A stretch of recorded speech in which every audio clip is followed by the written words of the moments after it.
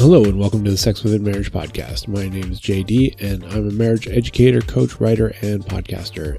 And at uncoveringintimacy.com, we offer a wide range of resources to help couples strengthen intimacy in all areas of their marriage.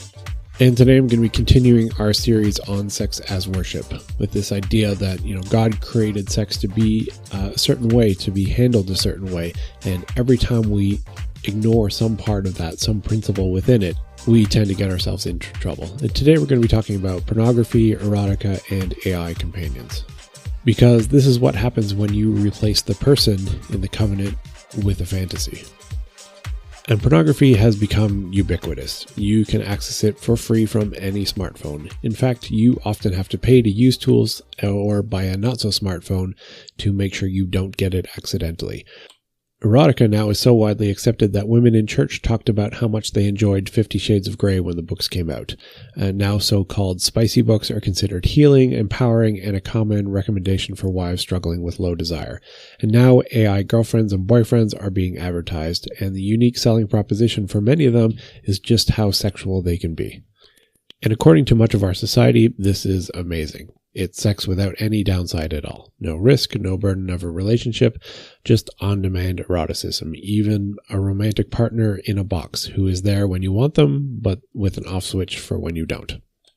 No rejection, no responsibility, no vulnerability required, because all of those things are scary and they can hurt, and they're a part of life that people are becoming intolerant of. More and more people are gravitating towards relationships or alternatives that don't involve vulnerability. They can't quite cut the need for other humans out yet. They still feel lonely and anxious without them, but with the advent of AI, that's starting to shift.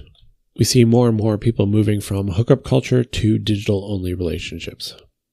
The problem is that we're not designed to work with synthetic relationships. We were designed to have real relationships with real people because our God also wants real relationships with real people, and we are made in His image. Not only were we designed to have relationships with real people, but they were intended to be intimate, vulnerable, hiding nothing, holding nothing back. In Genesis 2, we see that Adam and Eve are created. They are created both naked, being fully vulnerable, this man and his wife, and they were not ashamed. And I think that is why the biblical euphemism for sex is to know. It was meant to be such an intimate and vulnerable experience with someone that everything that you are is laid bare, physically and emotionally. You are meant to be fully known by someone and to fully know them.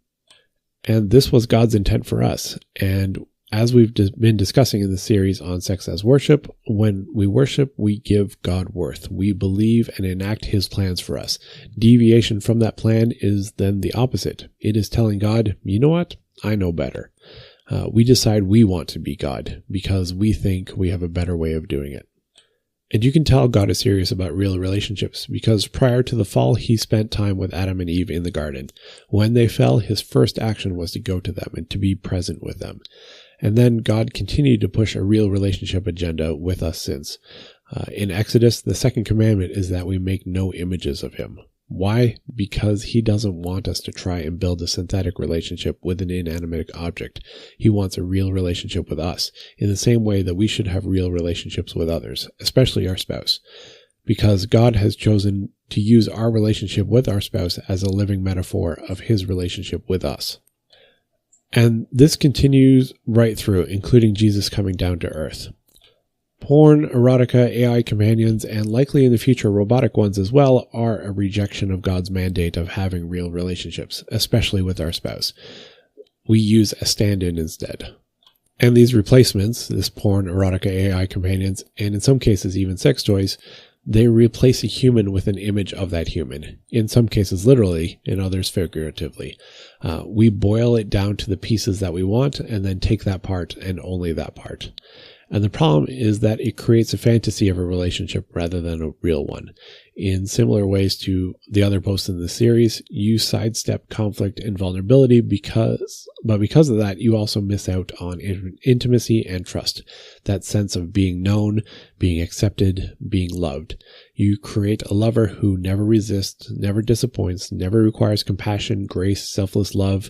You can focus entirely on selfish love. How you want it, when you want it. And it's no wonder that there's a correlation between all these activities and struggling relationships later on. You are training your brain to be an uncaring partner, a selfish partner, and an impatient partner because you've turned love into something that you can consume rather than something you cultivate. Real relationships are slower. They are harder. They take nurturing. Trust takes time to grow. Intimacy takes time to build. And you have to train your spouse how to love you as you train yourself how to love them. We have to deal with the rest of the world that we live in as well as the world they live in. At times, it can feel unrewarding, and there's no pause button or off switch to skip by that until you want them again. You have to work through it in order to get to the depth that we are all searching for. And this has implications in our worship as well. I think one of the reasons God equates marriage to a relationship with Him is that it requires a lot of the same skills and habits. It takes time. It takes intentionality. It takes being open and vulnerable. Intimacy and trust build slowly. But with these distortions of relationship, we build none of these components. Desire turns inward and becomes all about ourselves rather than learning to look outward and care for others. Instead of giving of ourselves, we seek only to feed ourselves. As the Gen Z kids might say, we think we're the main character. And my Gen Alpha kids would respond, and you're not him, bruh. I don't know if anybody else hears bruh 100 times a day now. I definitely do. And this is a problem because when we seek to feed our own desires, there is nothing good in them. We look inward and feed our selfish nature rather than look to God's perfect nature and dying of our own. And often the objection to saying that porn, erotica, and AI companions are sinful is that it's harmless. No one is getting hurt. And this has long been the defense of porn, and it's always been false. In some cases, the lie is obvious. The porn industry is rife with abuse of actresses. However, in the case of so-called ethical porn and erotica and AI, which don't have actors and actresses, the external harm isn't the only thing to consider. These activities shift your sexual identity as well. They reshape your desires and retrain how we relate to people. Just because it's private and involves no external entities in the consumption doesn't mean it doesn't harm us or the people around us by how it shapes us. Regardless of your method of consumption, be it porn, erotica, or AI, these activities flood the brain with dopamine tied to novelty. Over time, this dulls your response to normal sexual stimuli. This causes the users of these to need more extreme or novel content to achieve arousal. This is a well-known response to porn. The content is shifting to more and more extreme sexual practices, but it also happens with erotica. Watch some TikTok videos about spicy novels, and those who have been reading them a while will even warn the newbies off of some of the darker books, not because they think it's wrong, but because it's too jarring at first. You need to work your way up to it. They know that it's not something the uninitiated can handle. They need to have been exposed to lower levels of distortion in order to be able to tolerate it and then enjoy it. And this is using what is a God-given mechanism in a disordered way. We should be adapting ourselves to our spouse, growing with them, our preferences shifting to make us better lovers for each other, and instead, users of these shift their preferences not towards their spouse, present or future, but rather towards the limits of what society will tolerate, and that limit is shifting further and further outside of what is safe. These methods of fantasy consumption also reduce relationship satisfaction because you're living in a fantasy. This is actually a problem not just with erotic content, but with non-sexual romantic movies also. They do the same thing. We see a fantasy of a partner without any of the negatives, and we look at our spouse and think, why can't they be more like that character? And yes, we know it's scripted or just a snapshot of real life or even an AI that's using pattern recognition to match our desires, but our brain still takes it in and starts a comparison. Both porn and erotica have long been shown to decrease sexual satisfaction over time because the further our fantasy drifts from our spouse, the more we perceive our spouse as lacking. This leads to emotional withdrawal, resentment, reduced empathy, and we see our experiences with them as increasingly disappointing or insufficient. When desire is trained on fantasy, real people do not fail. They are simply compared to an unreal standard that they cannot match. And the more we disconnect sexual arousal from an interaction with a person that we care about, the more we tend to evaluate our spouse based on their performance, appearance, or availability, rather than seeing them as a whole person with many facets to our relationship. And spouses struggle enough with sex drive differences and thoughts of, you only want me for sex, that we don't need to exacerbate that by actually making it true. Because sexual fantasy trains control, not love. These are partners that never resist, disappoint, or require sacrifice, unlike a real person. Your desire becomes oriented around control and predictability. Real love requires patience, negotiation, and vulnerability. And love requires seeing your spouse as a subject, not an object. But porn, erotica, and AI companions train consumption of an object rather than the mutuality of a real relationship.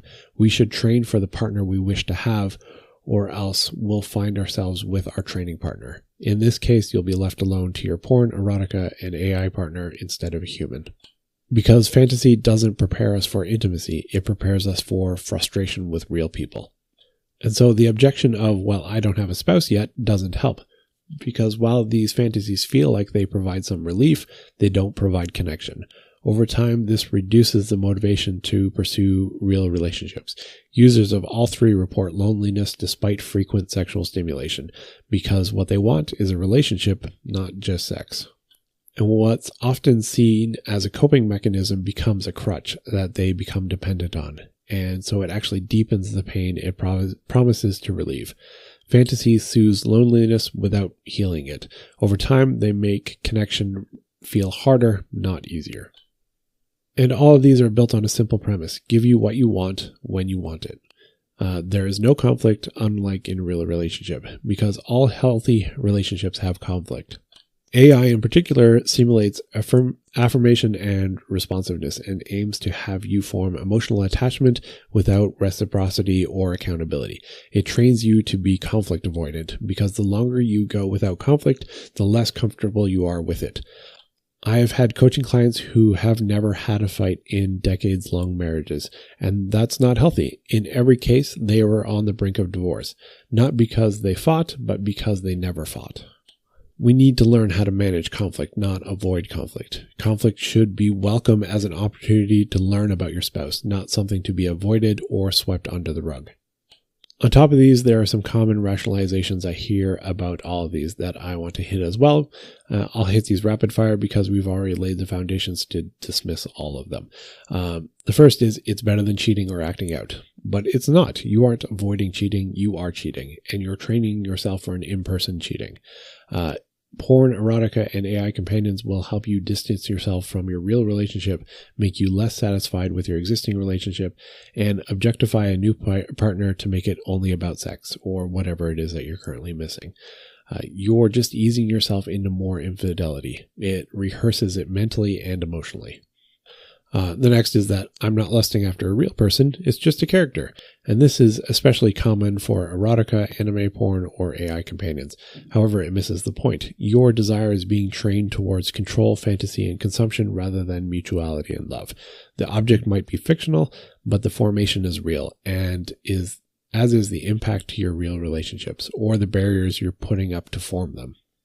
The next is, this helps me cope with loneliness, stress, or unmet needs. And porn and fantasy offer the promise of immediate emotional relief. However, relief is not the same as healing. This is the equivalent of getting addicted to pain medication rather than getting the underlying issue resolved. Fantasy soothes symptoms while deepening the underlying wound by teaching avoidance of real connection. And the one I hear a lot is, my spouse doesn't meet my needs.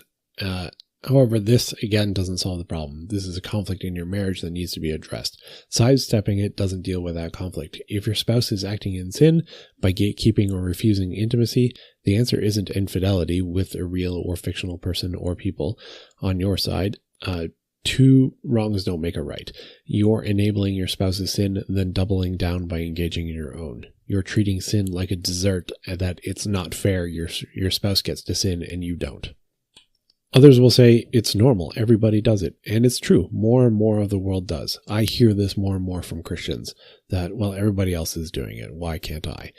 And up to 95% of men and 70% of women will engage in porn. About 70% of men and 35% of women, and that number keeps going up, will do so on a weekly basis. What's also normal is infidelity, divorce, and marital dissatisfaction. And it's no wonder. Normal doesn't mean healthy. Widespread practices can still be destructive. This is why we're warned in Romans 12, verse 2, not to conform to the world. From non-Christians, what I typically hear is this is about sexual repression or shame. And those who try to hold to a biblically informed life will often be called prude, sex negative, repressive, and more. And when people call me these things, frankly, it makes me laugh because, well, I have over a decade of writing about just about every sexual practice under the sun. I even have a list of literally hundreds of sexual practices that a husband and wife can engage in that don't violate biblical principles, as far as I can tell anyways. But as soon as you draw any line, it must mean you're anti-sex. But the Bible isn't anti-sex, it's anti-counterfeit intimacy. God created desire, intimacy, and sex, but pornography in all of its forms distorts that creation. And the last one I hear from a lot of people is, I can separate fantasy from real life. And the truth is, no, you can't. Neuroscience shows us over and over again that what gets your brain gets you. Our brain does not distinguish well between fantasy and reality. It doesn't even distinguish well when you're acting out the fantasy versus doing it for real. For example, do you know that if you hold a pencil between your teeth with your lips closed, you'll likely feel negative emotions. But if you hold it and don't let your lips touch it, you'll likely feel positive emotions. Why? Because one forces a frown and the other one forces a smile. You don't even have to know what you're acting out, a frown or a smile. The simple act of you moving your face in that configuration is enough for your brain to go, oh, I must feel like this. We are terrible at separating reality from fiction. The vast majority of the problems in our relationships are due to fictions we create in our own minds. This is why the first rule in marriage coaching for my clients is assume your spouse loves you. Because too often we decide that they don't, and that assumption impacts every perception that we have about them. When they say, what they do, what they don't say or do, if you assume they're malicious, you'll interpret their actions as malicious. If you assume they're loving, you'll interpret their actions as loving. The actions don't change. Our grounding to reality is tenuous at best. So what if you've been using porn, fantasy, and AI companions? Number one is stop immediately. Chances are that's going to be hard to do, especially if you've been doing so for a long time. It is hard to stop. You will likely feel some depression because you'll have cut off the supply of dopamine from these sources. Ideally, you tell your spouse that you've been struggling with it and they can help support you. I understand that can be difficult though. Some spouses aren't able or willing to forgive that sort of break in trust. But you'll likely not do it alone. Get an accountability partner. Talk to a pastor or an elder or get a coach. I've helped people through this. You can do it. It's just really hard to do on your own. Then refocus your attention on your spouse. Retrain your brain to learn to love them. It's not going to be quick, and the longer you've been addicted to these things, the harder it will be, the longer it's going to take. But our brains are very malleable. That is the problem with these mechanisms, but it's also the path forward. You can change how your brain works. There's a great verse, Philippians 4, verse 8, that says, whatever is true, whatever is noble, whatever is just, whatever is pure, whatever is lovely, whatever is good, focus on these things. Healing involves training desire back towards presence, covenant, and embodied love, because you were made for more than illusion and fantasy. You were created to have real, deep, intimate relationships, especially with your spouse. If you're not, then there was work to be done, not distractions to avoid the lack thereof. Fantasy always promises intimacy without pain, but only reality can deliver intimacy with meaning. And God's design is harder and riskier, but it is more satisfying. This is what we were built for. Now, I skipped over a whole lot of Bible verses. If you're curious about seeing them all, head over to the blog post. There's a link in the show notes. If you have questions about any of them, feel free to send me an email. It's j@uncoveringintimacy.com. And we're going to be continuing this with the series because I have lots more to say about this. If you don't want to miss any of them, Jump on our mailing list. It's free. There's a link in the show notes. And if you want to join a community where we're discussing these things regularly, jump into our forum. It'll cost you less than a cup of coffee, and you'll get a community of people who are all focused on improving their marriages and others. That's it for today. I'll talk to you next time.